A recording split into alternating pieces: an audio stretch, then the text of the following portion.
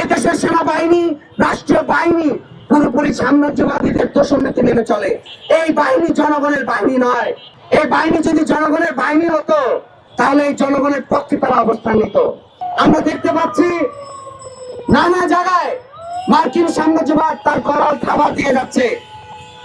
আমরা বলতে চাই, অন্তর্বর্তীকালীন সরকার ক্ষমতায় এসেও যখন আমরা বারবার বলেছি তারা মার্কিনের সাথে দোষনীতি মেনে চলে, কিন্তু ক্ষমতার ভাগ বন্টনের জন্য এই নানা ধর্মীয় ফাঁসিবাদী শক্তি এবং নানা বুর্জোয়া দল ক্ষমতাকে কেন্দ্র করে ইউনুসকে নিয়ে তারা কোনো কথা বলে নাই।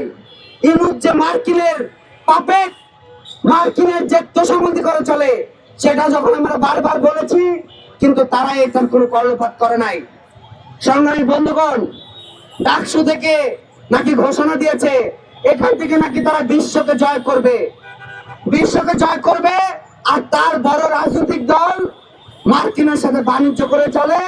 তারা বিদেশে গিয়ে ক্ষমতা কিভাবে ভাগবাটারি করা যাবে এটা তারা বৈঠক করে।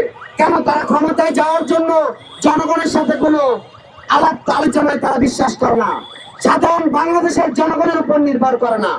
আমরা দেখেছি অন্তর্বর্তীকালীন পরের যে উপদেষ্টারা এবং আগে, তারা নাকি আমার দেশের সেনাবাহিনীকে পাঠাবে শান্তিরক্ষী মিশনে।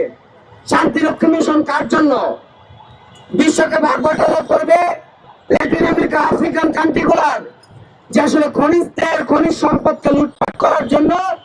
যখন তারা এখানে খনিজ সম্পদ লুটপাট করবে, সেটাকে পাহারা দেওয়ার জন্য আমার দেশের সেনাবাহিনীকে সেখানে পাঠাবে। এই দেশের সেনাবাহিনী, রাষ্ট্রীয় বাহিনী পুরোপুরি সাম্রাজ্যবাদীদের দোষনীতি মেনে চলে। এই বাহিনী জনগণের বাহিনী নয়। এই বাহিনী যদি জনগণের বাহিনী হতো তাহলে এই জনগণের পক্ষে তারা অবস্থান নিত।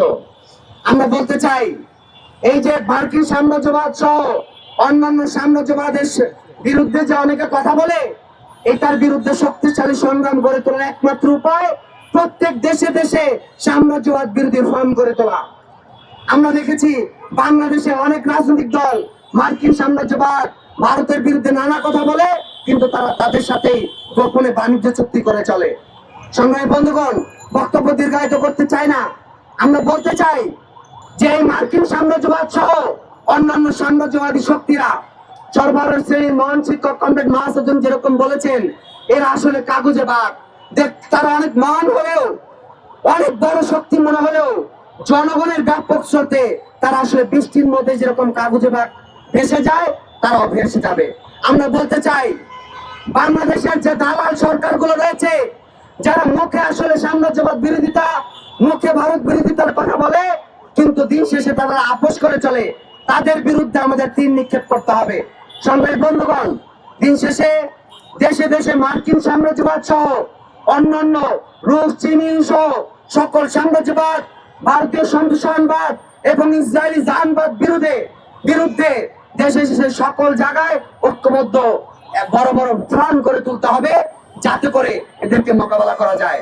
এর বিরুদ্ধে সংগ্রাম গড়ে তোলে কেবলমাত্র শ্রমিক, কৃষক, মধ্যবিত্ত, নারী, আদিবাসী সহ নিপীড়িত জাতি জনগণের সরকার, সংবিধান, রাষ্ট্র ক্ষমতা প্রতিষ্ঠা করার মধ্য দিয়ে কেবলমাত্র সাম্রাজ্যবাদকে বিরোধিতা করা যায়। ঠুনকো কেবল মুখে বিরোধিতা করার মধ্য দিয়ে আসলে এই সংগ্রাম গড়ে তোলা সম্ভব নয়।